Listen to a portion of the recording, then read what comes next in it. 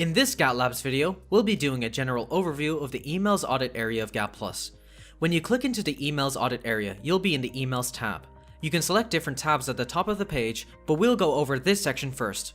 Here you can view when the last email scan took place and also the time span of the emails that were found. Below that, you can see a table of categories and a number of emails that belong to those categories. Selecting one will apply its filter, showing the emails. In this example, I'll be making a filter looking for all emails that contain the subject audit that are sent after October 1st. Now that I have my results, I could select show stats for the current filter for an updated table of categories. I can also export this data to a spreadsheet should I want to. Should I want to view or remove an email, I can select any I wish and then choose Access Permissions Granted. Clicking over to the New Request tab, we can choose a time frame and also request permission to remove this email. You can leave a message for your security officer and send your request. Once approved, you can click the Current Request tab and apply your grant, allowing you to view, download, or remove the email. The next tab, Email Content Search, has its own video which you can find a link for in the description of this video. We'll go ahead and move to the User Statistics tab. In this section, you can quickly get daily or overall statistics of a user on your domain. For example, in our daily statistics, I'll look for a specific user. I'll then choose the date. Here we can see that the user only received 9 emails but otherwise didn't send or receive anything else. Clicking into Summary Statistics, we can now search for that same user. Here we'll be given the statistics of the user again, but also that of the aliases they have used.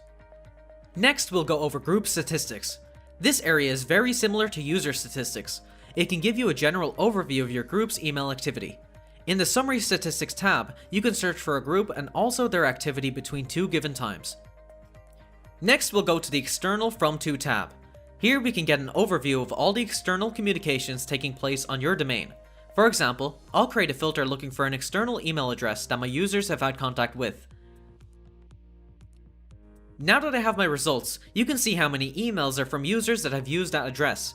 You'll be shown how many emails or files they sent or received, and also see the last time any communication took place between the address and your domain.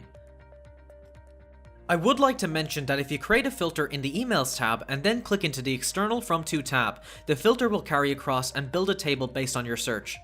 This also works for the next tab, Sender/Receiver. We'll be carrying over our filter from the Emails tab I showed just a moment ago. Here we can see all the internal and external senders and receivers.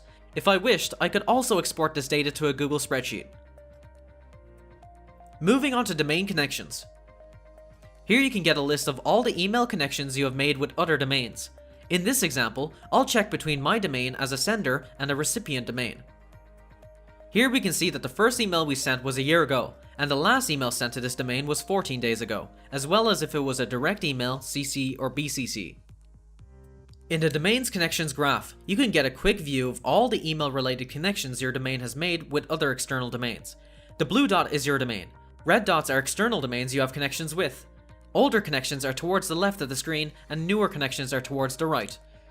You can apply filters to your search including date ranges and send in or out ranges to narrow down your scope.